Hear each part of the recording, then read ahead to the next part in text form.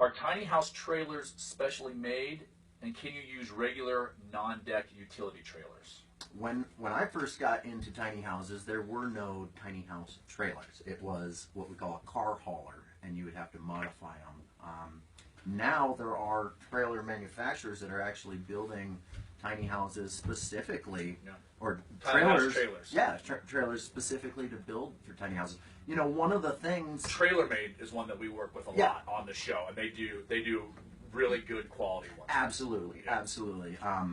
You know, one of the things, even speaking to the trailer manufacturers about it, is that people want to customize their home. They don't want to be told, here's your mounting point, here's this, and that, because it takes away the flexibility of choice. And so basically what they're doing is providing a trailer, but you still have to do quite a bit of work to the steel foundation to actually tie in the framing to the home. And so just because they're building specific trailers that are just made for tiny houses doesn't mean that there isn't some things that you need to pay attention to when going into construction. All right, I got a good one here from Connie Jones. Connie Jones wants to know how do you choose who gets on the show, and how would you apply for that? And that's one that we get a lot as well. Zach and I have essentially no choice.